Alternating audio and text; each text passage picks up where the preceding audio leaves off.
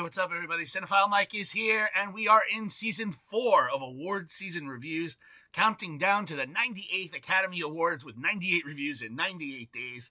Quick reminder, before I dive in, please make sure you hit that subscribe button so you don't miss a single day of award season coverage. We are in our 14th and final theme week of the season, the rest of the best. This is the week that I review the remaining Oscar nominees leading up to awards night on Sunday, March 15th. So, there's so many more to get into, so let's keep moving right along. To move it, I am looking at Drexler Films and XTR's Diane Warren, Relentless.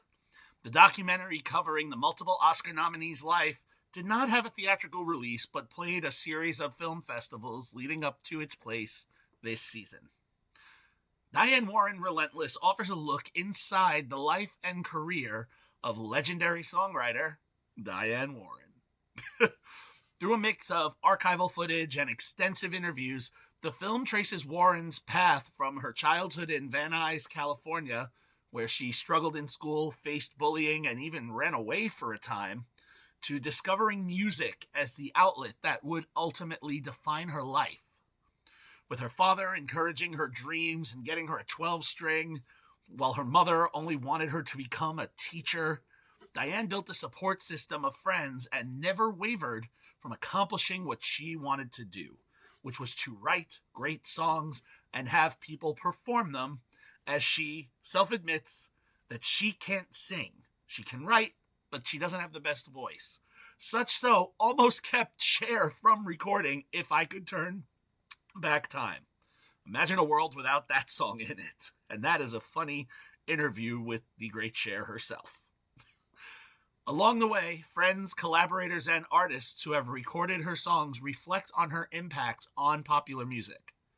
Interviews with figures such as Cher, Jennifer Hudson, LeAnn Rimes, Gloria Estefan, and producer David Foster help illustrate the reach of her work, while industry voices including Quincy Jones, Clive Davis, and Jerry Bruckheimer discuss her reputation as one of the most prolific songwriters of her generation, but also, as you can see on this poster, be a real pain in the ass.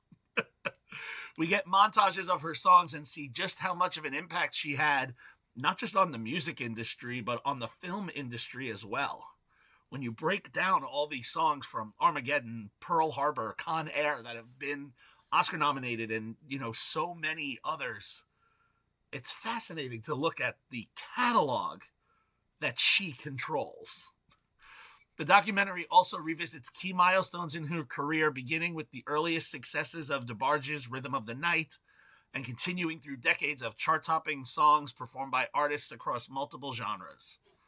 Through reflections on both professional achievements and personal choices, the film explores how Warren built a career defined by persistence, independence, and a singular devotion to what she loved, songwriting. However, it was not all roses and champagne, as we learn about some of her issues in the past, some of her personal conditions and challenges, with record contracts and all these things that kept making her early career and possibly later very difficult to, go through.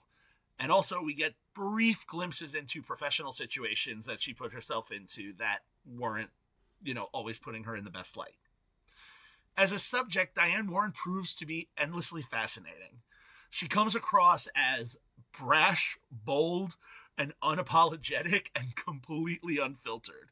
There's a very funny moment where Randy Jackson even compares her to being the person who, in 1 minute, she's teaching her parrot how to curse, and then in the next breath, she's writing Unbreak My Heart for Toni Braxton. She's someone who doesn't bother sanding down her personality for the camera. Whether, she drops profanity mid-conversation or casually acknowledges that she can be a pain to work with, there's something really relatable about her in the way she presents herself. It's clear that that same intensity that drives her personality is what fuels the songwriting. The documentary embraces the chaotic energy as well. We get glimpses of Warren's home, office, her car, and things that are so cluttered with papers, memorabilia, and awards, all this visual proof of the accomplishments that don't always come in neat packages alongside notes that say, do not clean, because if you clean, you mess up the system. Director Bess Kargman fills, the film. We get all these interviews from the artists, the powerful industry execs who have worked with her, the archival photos, the music videos, the recordings of her many hits. The film does paint a vivid portrait of the songwriter whose influence it's difficult to overstate. My biggest thing with the film, though, is that it occasionally leaves the viewers wanting more, in how deeply it explores the person behind the songs. I mean, there are moments where the documentary seems ready to really dig further into some of Warren's personal struggles or the more difficult chapters of her career, but those conversations often stop short. Warren herself sometimes deflects or waves the camera away, reinforcing these emotional walls that her friends describe through the film. And there's even some moments at time when we have footage of friends and colleagues being interviewed, and they call her over speakerphone asking if it's okay to confirm certain stories or share certain details.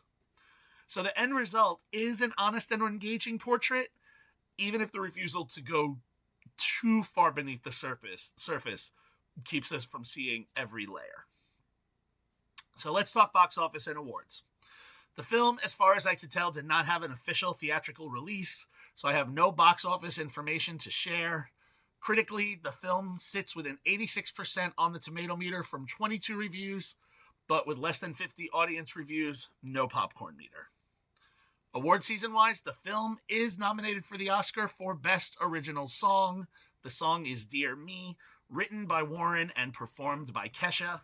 This makes her record 17th Oscar nomination in the original song category. She still remains the most nominated songwriter of all of Oscar history and the most nominated woman in any category. And while she does have an honorary Oscar, she has not won a competition one yet. The film also looks at some of that pain with some of those losses. Could she be the black sheep and, with this film, knock Golden out? I don't think so, but odder things have happened at the Oscars.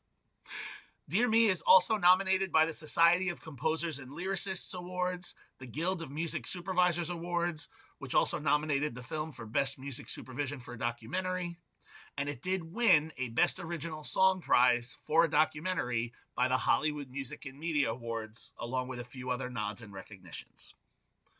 So where do I land? I'm a longtime Diane Warren fan.